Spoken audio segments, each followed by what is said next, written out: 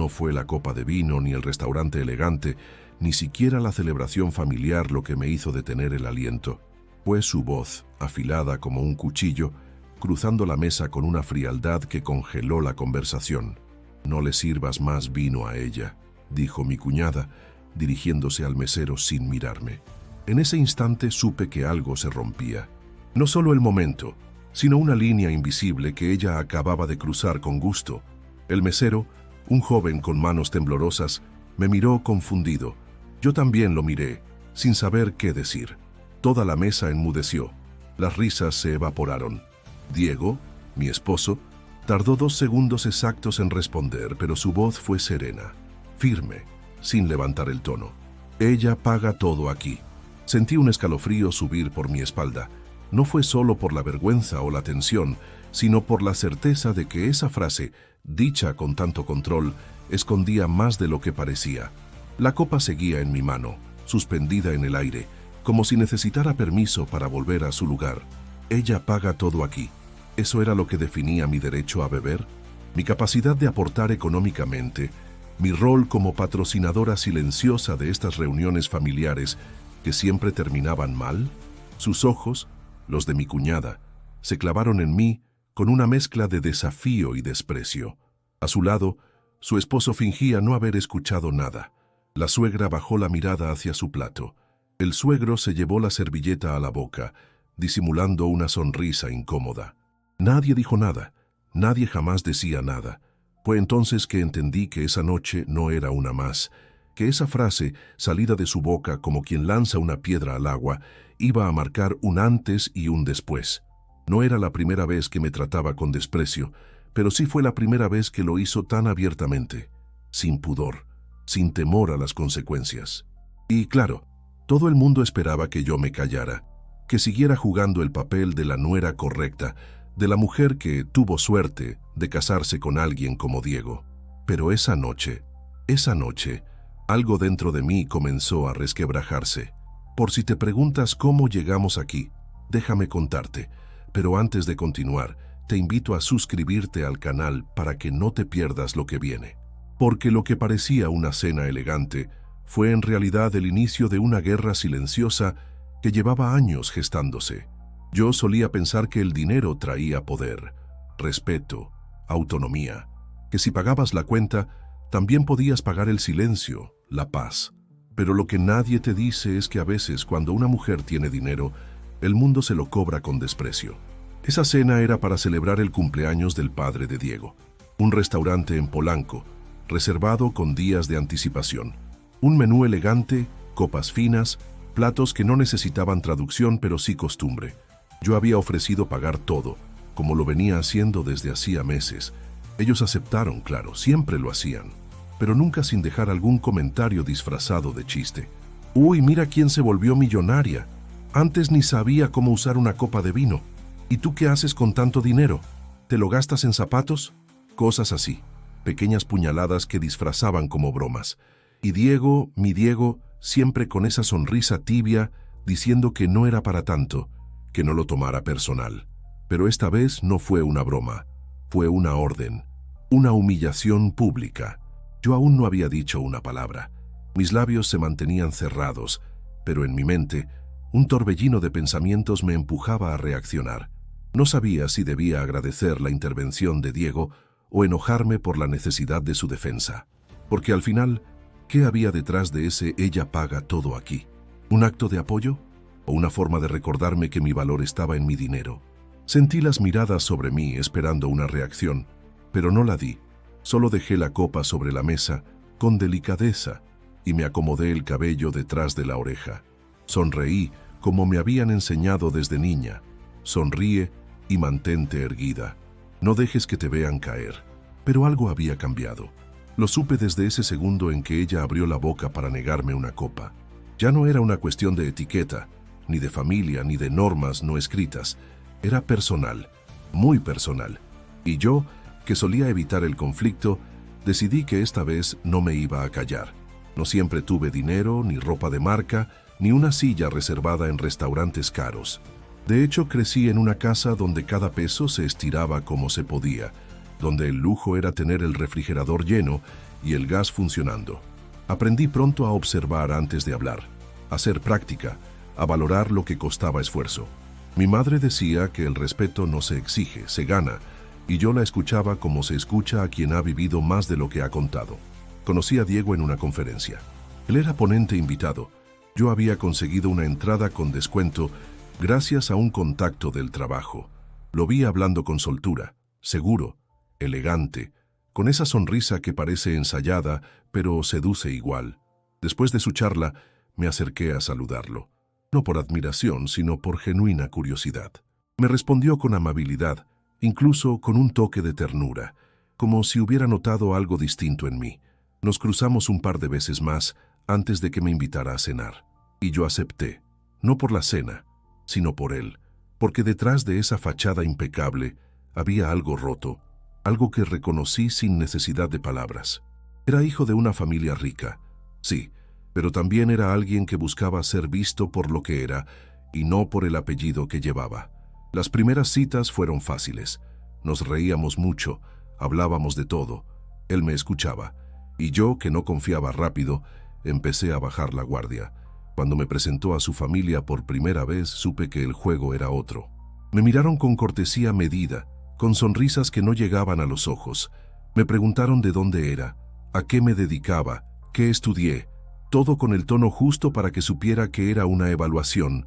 «Qué bonita eres, tienes una belleza exótica», me dijo su mamá, y yo entendí de inmediato qué quería decir con exótica. Su hermana me preguntó si mis papás eran de aquí, como si esperara que yo confesara alguna raíz que explicara mi tono de piel o mi apellido. Diego intervino varias veces, con bromas, con cambios de tema, con excusas, pero el mensaje era claro.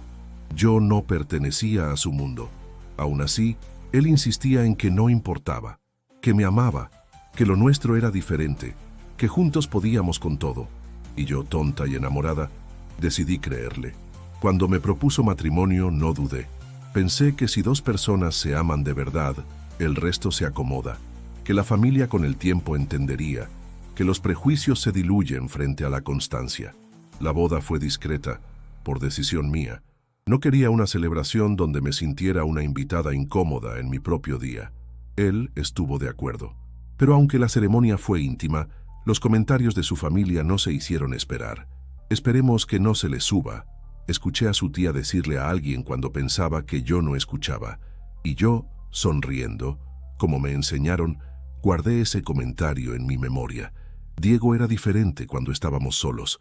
Me apoyaba, me celebraba, me cuidaba. Y eso me bastaba. Al principio. Luego empecé a notar pequeñas cosas. Cómo evitaba hablar de mí en reuniones familiares. Cómo prefería que no contara demasiado de mi pasado. Cómo suavizaba mis logros como si temiera que opacaran a alguien. Pero yo lo justificaba. Pensaba que era parte del proceso, que necesitábamos tiempo. Nunca quise competir con su familia, ni ocupar un lugar que no me correspondía. Solo quería respeto. Pero en ese círculo, el respeto no se da, se concede, y yo no había sido aprobada. Por más que me esforzara, siempre sería la de afuera, la que no entendía sus códigos, sus maneras, hasta que llegó un día en que me cansé de fingir que no lo notaba, porque amar a alguien no significa tolerar todo lo que viene con él. Y aunque Diego tenía buenas intenciones, las buenas intenciones no curan heridas ni frenan humillaciones. Yo empecé a cambiar, a hacerme preguntas, a querer más que su amor, a quererme a mí también, y en ese quererme, tomé decisiones que me llevarían a convertirme en otra, en una mujer que no solo amaba, sino que también aprendía a poner límites, pero eso vendría después. Por ahora, yo seguía siendo la esposa aceptada con reservas, la que se esforzaba por encajar, aunque sabía que nunca sería suficiente. La familia de Diego era como una obra de teatro perfectamente ensayada. Todos sabían su papel y lo ejecutaban con precisión. La cuñada dominante, el suegro manipulador, la suegra que callaba pero observaba todo. A primera vista parecían una familia educada, culta, elegante, pero bastaba mirar un poco más allá para notar las grietas, la tensión bajo la sonrisa, la crítica disfrazada de halago, el control envuelto en cariño. Mi cuñada, Mariana, era el eje. siempre vestida a la perfección, con una seguridad casi violenta. Era de esas personas que no necesitan levantar la voz para dominar una habitación. Lo hace con una mirada, con una frase breve, con un gesto. Desde el primer momento supe que no le caía bien. Fingía cortesía, claro, pero nunca perdía la oportunidad de dejarme claro que ella era la que sí sabía. En una de las primeras cenas que compartimos en su casa, me preguntó si estaba cómoda con los cubiertos. ¿No prefieres algo más sencillo?, dijo con voz dulce, como si se preocupara por mí. Su esposo soltó una risa breve, mientras el suegro la secundaba con una historia sobre lo difícil que es adaptarse a las formas. Diego me miró, incómodo, pero no dijo nada. Aprendí que en esa casa no se gritaba. Se hería con delicadeza. La violencia era sutil, educada, casi elegante. ¿Ya probaste vino antes de conocer a Diego?, me preguntó una vez la suegra. Es que tienes un paladar muy sensible, agregó, y todas rieron. Yo también. Reí porque no quería ser la aguafiestas. Reí porque estaba aprendiendo que, para ellos, lo peor que una mujer podía ser era emocional. Cada encuentro era un examen. ¿Cómo me vestía? ¿Qué opinaba de tal libro? ¿Qué pensaba sobre política, arte, cultura? No bastaba con responder. Había que responder con gracia, sin parecer presumida, pero sin parecer ignorante. Y si me atrevía a opinar diferente, el silencio caía como una sentencia. La más cruel era Mariana. Siempre encontraba el ángulo exacto para hacerme sentir fuera de lugar. Tienes una forma muy directa de hablar, me dijo un día. Es refrescante. No estás acostumbrada a los rodeos, ¿verdad? Yo sabía que no era un cumplido. Era una forma de marcar territorio, de recordarme que su mundo tenía reglas y que yo no las conocía. Diego notaba todo, pero lo manejaba como podía. Me tomaba de la mano debajo de la mesa, me susurraba un "lo siento" en el coche de regreso. Me decía que su familia era complicada, que me admiraba por aguantar, que las cosas mejorarían, que me amaban a su manera. Yo quería creerle. Quería pensar que el amor podía ablandar incluso a la familia más fría. Pero la verdad era que en ese entorno yo era una presencia incómoda, no solo por mi origen, sino por lo que representaba. Una mujer que no pedía permiso, que no fingía ignorancia, que no necesitaba ser salvada. Y eso para ellos era peligroso. Empecé a notar cómo me analizaban, cada gesto, cada palabra. Si me reía muy fuerte, si hablaba demasiado, Mariana se encargaba de recordarme, sin decirlo, que estaba siendo observada. Su forma favorita de incomodarme era hacerme preguntas públicas cuya única función era exponerme.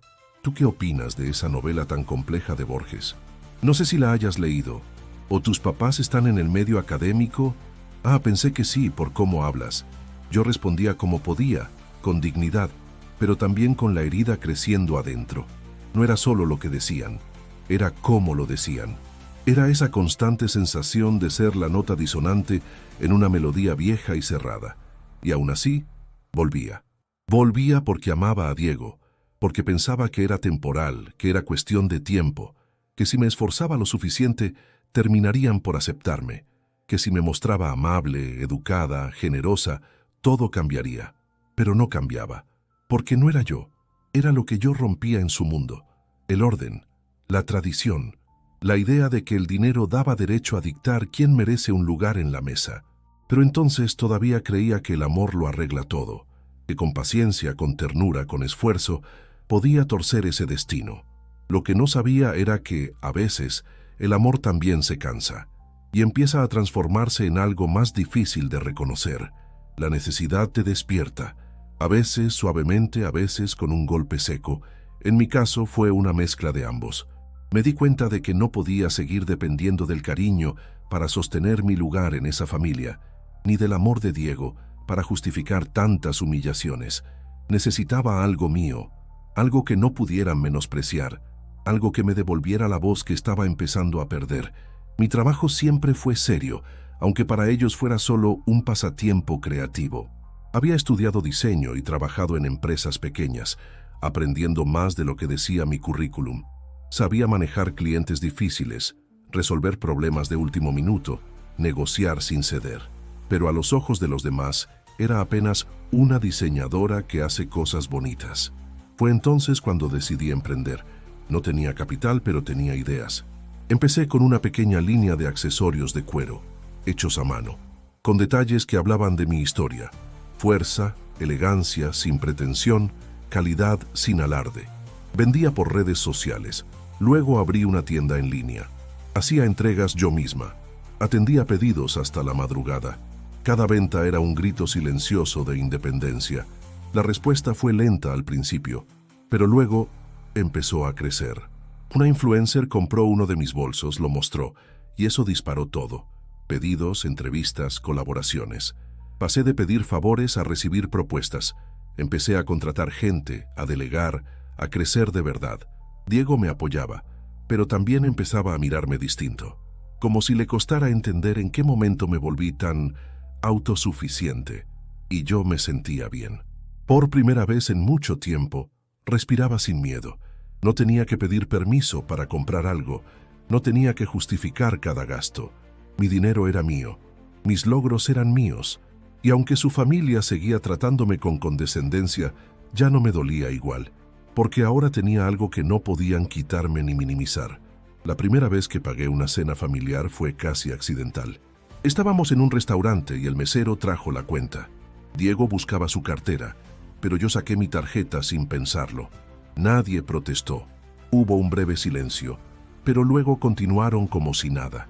Pensé que sería solo esa vez, pero no fue así. Empecé a hacerlo más seguido. No porque quisiera presumir, sino porque podía, porque sentía que era una forma de demostrar que yo también aportaba, que no estaba ahí por interés como algunos insinuaban, que no necesitaba ser mantenida. Al principio lo tomaban con una mezcla de sorpresa y falsa modestia. No, ¿cómo crees?, decían, pero no se oponían. Era como si mi dinero valiera menos, como si pagar yo no los comprometiera igual. Pero con el tiempo se volvió costumbre, y yo permití que lo fuera. Porque en el fondo, todavía quería su validación. Todavía creía que si les mostraba que era generosa, me ganarían un poco de respeto. Me equivoqué. El respeto nunca llegó, pero sí llegó algo más. Poder. No el poder de mandar ni de imponer, sino el poder de decidir. Empecé a notar que mis opiniones eran escuchadas con más atención, que cuando proponía algo, ya no lo ignoraban de inmediato. Era sutil pero real. Y más importante, empecé a respetarme yo misma. El negocio me dio un nuevo centro. Ya no giraba alrededor de Diego, ni de su familia. Mi autoestima no dependía de sus gestos o sus frases ambiguas. Me despertaba con propósito. Me dormía con satisfacción. Claro, había días duros, pero incluso esos se sentían míos. No necesitaba aplausos para saber que lo estaba haciendo bien. Y sin darme cuenta, empecé a cambiar. Mis silencios ya no eran sumisión, eran elección. Mis respuestas ya no buscaban aprobación, buscaban claridad. Ya no temía las comidas familiares, ya no temía a Mariana. Eso no significaba que todo estuviera resuelto. De hecho, muchas cosas se estaban empezando a tensar más, pero yo ya no era la misma. Y aunque ellos aún no lo sabían, estaban empezando a notarlo, porque el poder incomoda cuando viene de quien menos esperan. Y yo, que antes solo era la esposa de Diego, me estaba convirtiendo en una presencia que ya no podían ignorar. Cuando el dinero empezó a venir de mi lado, las dinámicas cambiaron. No fue inmediato ni evidente al principio, pero yo lo sentí. Había una tensión nueva en el aire, algo que no sabían cómo nombrar. No era que me lo dijeran directamente, era peor. Me lo hacían sentir con gestos, con silencios, con pequeñas acciones que revelaban su incomodidad. Diego, por ejemplo, empezó a hacer bromas que antes no hacía. Ya no soy el proveedor, ahora solo me toca barrer, decía riendo, pero con una mirada que no terminaba de acompañar el chiste. Al principio lo ignoré, pensando que era solo su forma de adaptarse, pero luego vino lo otro. Empezó a preguntarme si no era demasiado lo que trabajaba, si no sería mejor contratar a alguien más. Para que no te desgastes, decía, pero lo que yo oía era para que no crezcas tanto. Después fue cuestionar los gastos, no los suyos, los míos, si realmente necesitaba una oficina más grande, si era prudente contratar a otra persona. Pequeñas dudas que sembraba disfrazadas de preocupación. Yo lo amaba, pero empecé a notar una sombra en sus ojos cada vez que hablaban de mis logros. como si no supiera dónde ubicarse ahora que yo no solo era su esposa, sino una mujer con una empresa exitosa, con gente que me escuchaba, con dinero propio. Era como si mi crecimiento lo hiciera sentirse más pequeño. Y no era el único. Mi cuñada, Mariana, se volvió más agresiva. Ya no solo lanzaba indirectas, ahora sus comentarios eran más frontales. Qué bueno que tengas éxito, aunque todo lo digital es tan volátil, nunca se sabe cuánto dura. O mi hermano siempre ha sido muy generoso. Me alegra que ahora te toque a ti aportar un poco, como si los viajes familiares, las cenas, los regalos costosos que yo cubría fueran migajas, como si mi dinero no tuviera el mismo valor que el suyo, aunque sirviera para las mismas cosas.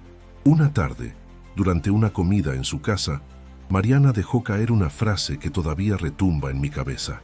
A veces, el equilibrio se rompe cuando uno de los dos se siente demasiado poderoso.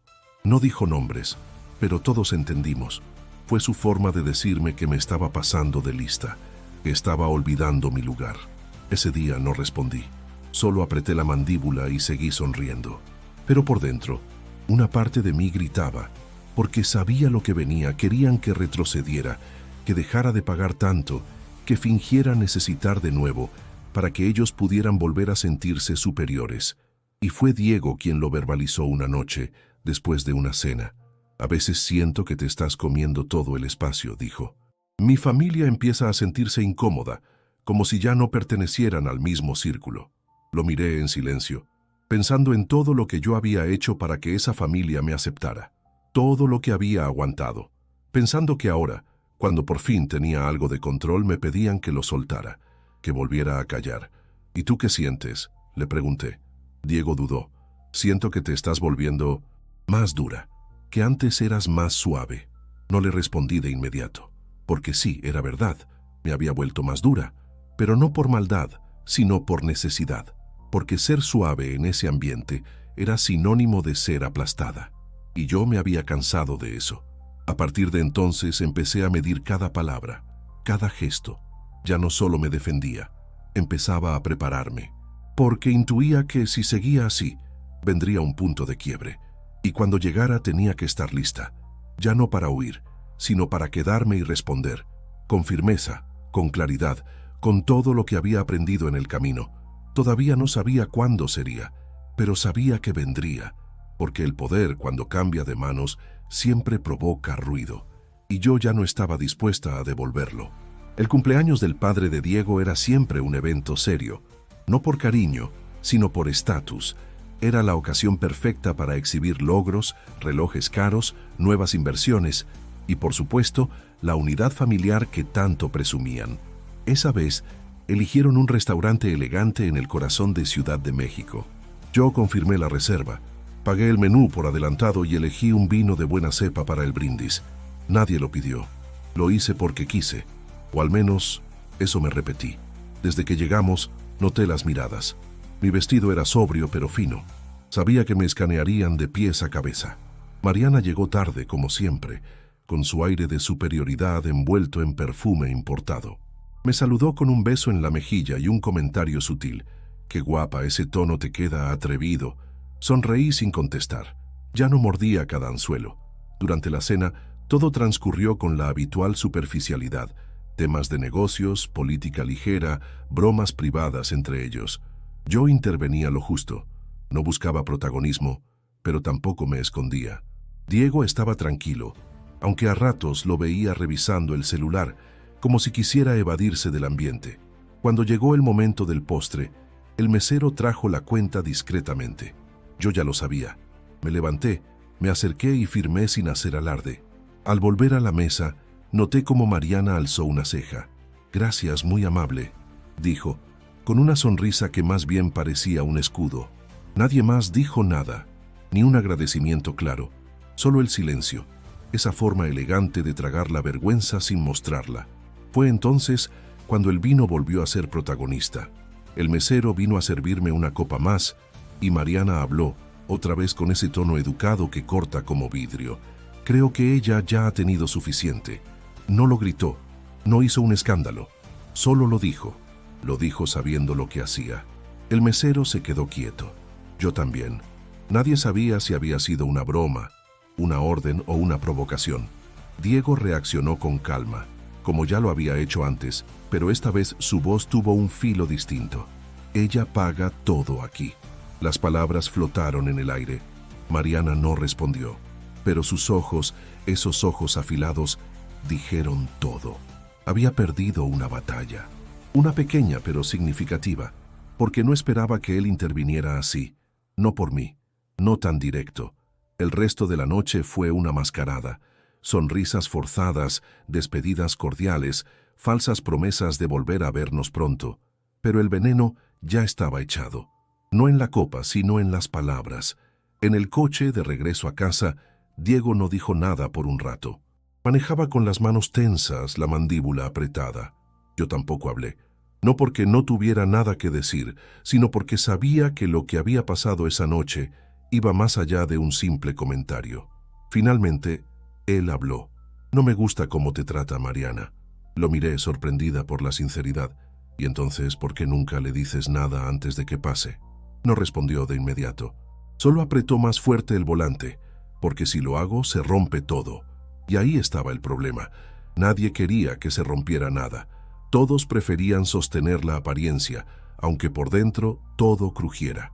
Yo también lo había hecho, durante años, pero ya no podía más. Esa noche no lloré, no grité, no hice drama. Solo me senté en la sala con una copa, sí, otra más, y me quedé mirando al vacío, pensando que algo se había movido. No era solo la humillación, era lo que venía acumulándose desde antes, lo que estaba por explotar. Y aunque todavía no lo sabía, esa cena no era el clímax, era apenas el preludio. Después de aquella cena, algo dentro de mí quedó zumbando. No era enojo puro, tampoco tristeza. Era una mezcla viscosa de decepción, agotamiento y dignidad herida. Me sentía vacía, como si me hubieran drenado la energía a través de una copa rota. Y lo peor no era lo que Mariana había dicho, sino lo que había revelado, que incluso cuando uno da todo, si no encaja, siempre será blanco fácil. Pasaron los días y la incomodidad se instaló en la casa. Diego estaba más callado. Yo también. No había gritos, no había drama. Solo esa distancia silenciosa que se forma cuando algo se quiebra y nadie quiere barrer los pedazos. Una noche, mientras cenábamos en casa, él me pidió que me controlara más en las reuniones familiares. Me lo dijo sin mirarme, como quien pide pasar la sal. Es que tú eres muy directa, y eso a veces no ayuda. Me quedé mirándolo, con el tenedor suspendido en el aire. No le grité, no hice una escena. Solo sentí como algo se desgarraba en mi pecho, porque él no hablaba de Mariana, no hablaba de su madre, ni de las veces que me humillaron en silencio. Hablaba de mí. Yo era el problema. Esa noche dormimos espalda con espalda. Al día siguiente me desperté con un impulso extraño.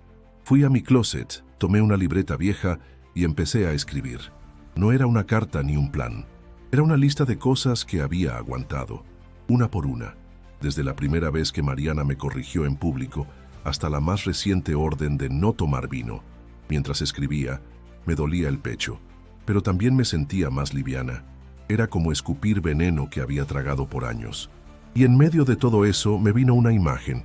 Yo, de niña, escuchando a mi madre decirme que nunca dejara que nadie me callara, que no me hiciera chiquita para que otros se sintieran cómodos, que si tenía que elegir entre caer bien o ser fiel a mí misma, eligiera siempre lo segundo.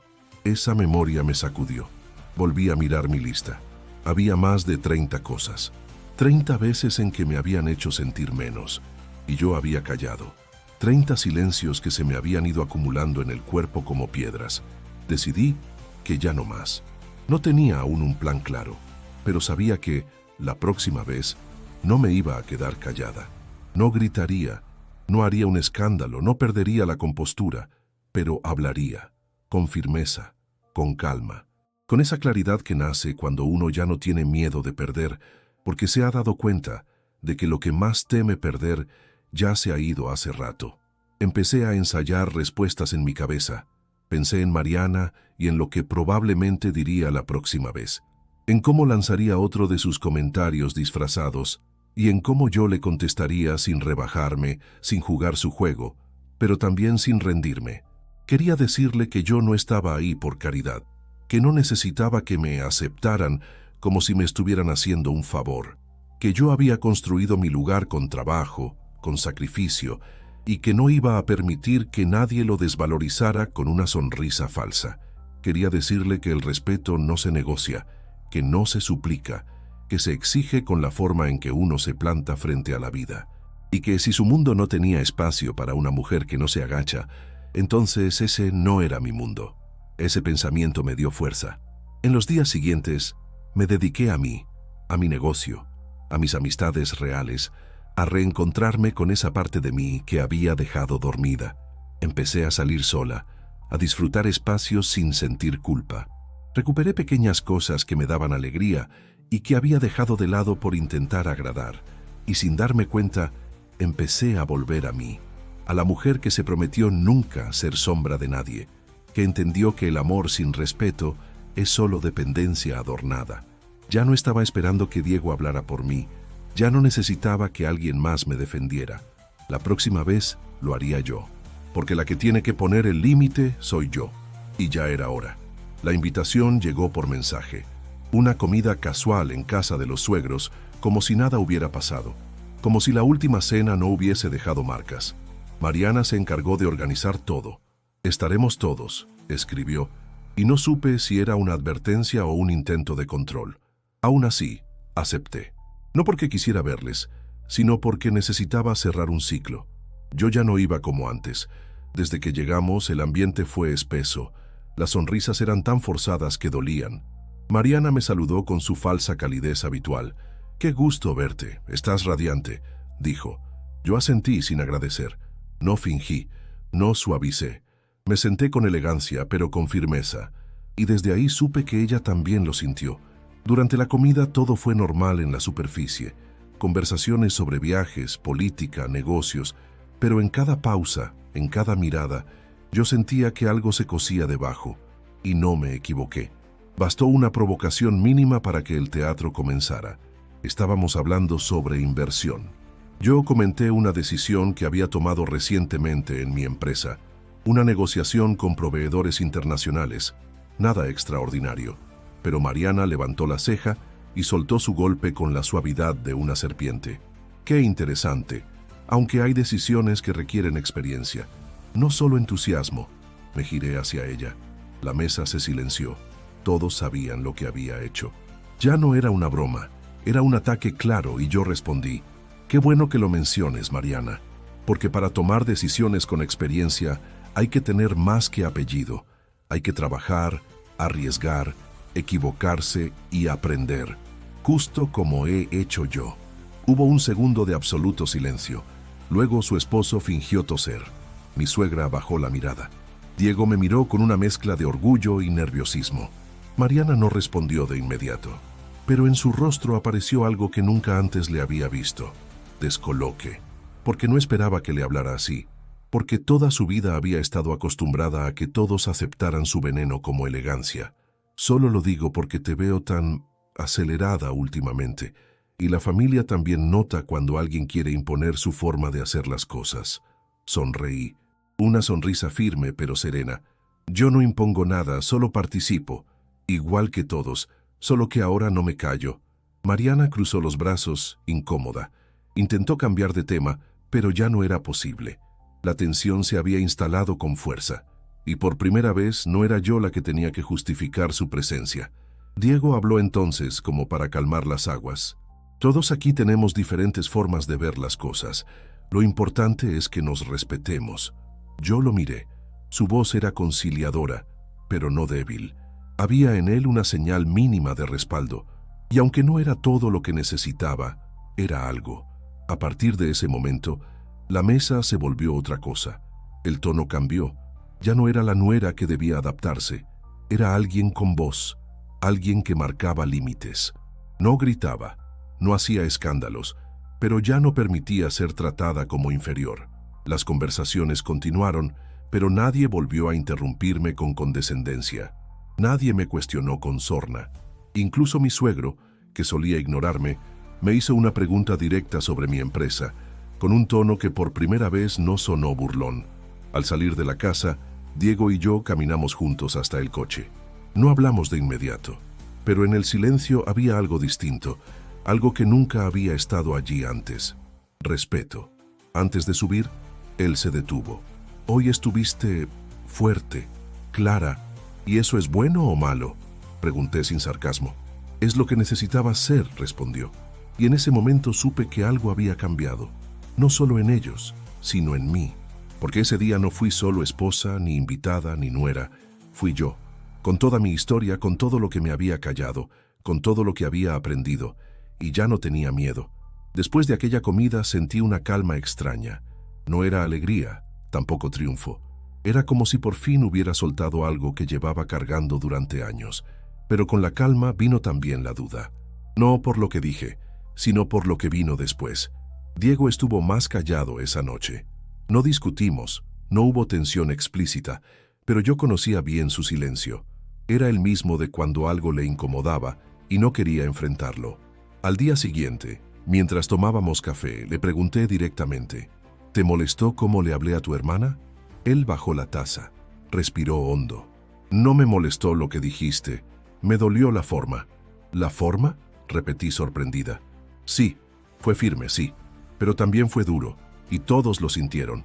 Sentí una punzada en el pecho, no por haber sido dura, sino porque nuevamente él parecía más preocupado por cómo lo percibieron los demás, que por lo que yo había vivido todos esos años. Guardé silencio unos segundos antes de hablar.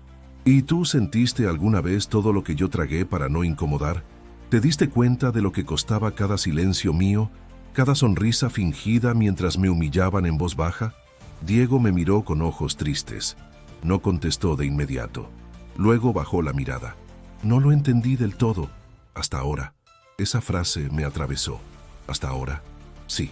Siempre pensé que era parte del proceso, que con el tiempo todo se acomodaría, que te aceptarían si demostrabas que eras buena persona, que no eras una amenaza, pero hoy me doy cuenta de que eso no era justo. Te puse en una guerra sin darte armas. No supe qué decir. Era la primera vez que lo oía hablar así, y sin embargo, algo en mí ya estaba cansado de esperar ese reconocimiento. Me dolía que tardara tanto en ver lo evidente, que no fuera capaz de haberse parado antes, de haberme defendido antes cuando más lo necesitaba. Yo no necesitaba que me salvaras, Diego, solo necesitaba saber que no estaba sola. Él asintió, como quien traga una verdad amarga. Ese día no hubo más reproches, pero algo quedó suspendido entre nosotros, una grieta que no sabíamos cómo cerrar. Esa tarde recibí una llamada inesperada. «Mariana». Dudé en contestar, pero lo hice. Su voz sonaba suave, más de lo habitual. Solo quería disculparme por lo del vino y por todo lo que pasó. No le respondí de inmediato. «Sé que a veces soy directa», continuó, «pero no es con mala intención. Solo defiendo a mi hermano. Siempre lo he hecho. Y cuando veo que alguien lo cambia, reacciono. ¿Y tú crees que él no me ha cambiado a mí?», dije con voz tranquila. Se quedó callada unos segundos. «Tal vez sí, pero siento que tú lo estás empujando a un lugar donde no sé si él encaje». «Eso solo él puede decidir», contesté. «Sí, pero es mi hermano. Y es mi esposo», dije. «Y lo que ustedes no terminan de entender es que yo no vine a desplazar a nadie. Solo quise ser parte. Pero ser parte no es ser invisible». Mariana suspiró. No sé si fue resignación, cansancio o simple orgullo herido. «Solo quería que lo supieras». «No sé si lo creo», le dije, «pero gracias por intentarlo». Colgué con el corazón enredado, porque aunque había una disculpa en sus palabras, también había una trampa, un intento de manipular desde la culpa, y yo ya no quería caer ahí. Esa noche hablé con Diego de nuevo. Le conté de la llamada. Le dije lo que sentía. Él me escuchó, más atento que nunca. Me confesó sus miedos: perderme, decepcionarme, no estar a la altura. Me habló de lo difícil que era desprogramarse de una familia que lo formó desde el control, el juicio y el perfeccionismo. «Te amo», me dijo, «pero no sé si sé amar bien. Estoy aprendiendo». Y eso, aunque incompleto, fue real. Yo también estaba aprendiendo a poner límites, a hablar sin miedo, a reconocer lo que merezco. Y aunque la historia con su familia no tenía un final claro todavía, Yo ya había dado el paso más importante, romper el ciclo de silencios. La última reunión fue distinta desde el principio. Yo la propuse, no para demostrar nada, sino para dejar claro que si íbamos a seguir compartiendo espacios, las reglas también debían cambiar. Esta vez no hubo restaurantes ni excusas. Fue en mi casa, en mi mesa, bajo mis condiciones. Estaban todos, Diego a mi lado con una mirada serena, la suegra, callada como siempre, el suegro, atento, Mariana, elegante, contenida, pero con esa tensión en la mandíbula que conocía demasiado bien. Yo serví el vino, sin preguntar, sin esperar aprobación. Cuando la comida estuvo servida, tomé la palabra. No pedí permiso. Gracias por venir. Quiero que hablemos con claridad, no para pelear, para poner orden. Mariana frunció el ceño. El suegro se recostó levemente hacia atrás. Diego me miró con algo que parecía orgullo. No soy perfecta, continué. He cometido errores, seguro, pero hay algo que quiero que quede claro hoy. Yo no soy menos que nadie aquí. No vine a ocupar un lugar que no me corresponde. Vine a construir uno, con esfuerzo, con amor, con respeto. Hubo un silencio corto, como un paréntesis de aire. Durante años me callé. Sonreí mientras me evaluaban, mientras me comparaban, mientras me ponían pruebas que nadie más tenía que pasar. Acepté comentarios que jamás debieron permitirse. Todo por querer encajar, por creer que algún día me aceptarían. Mariana bajó la vista, pero no dijo nada. Mi suegra respiró hondo. Hoy entiendo que no necesito aprobación, que si sigo pagando cenas, si sigo compartiendo mi tiempo, no es por comprar un lugar, es porque me nace, pero a partir de hoy eso ya no viene con silencio incluido. Mi voz no tembló, ni una sola vez. Si alguien cree que por pagar tengo derecho a mandar, se equivoca. Pero si alguien cree que por ser mujer, por no haber nacido en cuna dorada, por tener acento del sur o por crecer en otro barrio, vale menos, también se equivoca. Vi los ojos de Diego humedecerse, no por pena sino por comprensión. Por fin me estaba viendo completa. Yo no vine a dividir, vine a sumar, pero para sumar necesito que dejen de restarme cada vez que abro la boca, que entiendan que el respeto no se negocia, se practica. El suegro asintió levemente. Mariana se mantenía inmóvil. Mi suegra murmuró apenas: «Tienes razón». No hice drama, no lloré, no acusé, solo hablé, y esa fue mi victoria. Cuando terminaron de comer, sirví otra copa. Nadie se atrevió a cuestionarla. Todos brindaron conmigo, incluso Mariana, aunque sus labios apenas rozaron el cristal. No importaba, esa copa no era sobre vino, era sobre dignidad. Esa noche, al despedirse, Mariana me abrazó con rigidez. No dijo nada más, no hizo falta. El mensaje había sido recibido. En el coche, Diego me tomó la mano. «Hoy cerraste un ciclo», dijo. «No, hoy abrí otro», respondí. Y lo sentí así, porque por fin entendía que no se trata solo de hacerse respetar. Se trata también de dejar de pedir permiso para existir, de ocupar el lugar que uno se ha ganado sin sentir culpa. Lo que perdí en el camino fue ingenuidad. Lo que gané fue amor propio. Y con eso ya no hay marcha atrás. Para quienes han pasado por algo similar, para quienes alguna vez se sintieron fuera de lugar, solo puedo decir esto: tu valor no depende de cómo te ven, sino de cómo decides verte tú. No te hagas chiquita, no bajes la voz, no pagues con silencio lo que vales con esfuerzo. Gracias por acompañarme hasta aquí. Si esta historia te tocó, si alguna parte te hizo reflexionar o reconocerte, te invito a suscribirte al canal. Así no te perderás las próximas historias que también tienen algo que decir. Y si quieres seguir escuchando relatos que confrontan, que sanan y que empoderan, haz clic en el video que aparece en pantalla. Ahí te espera otra historia que, como esta, tiene mucho más de lo que parece. Nos vemos allá.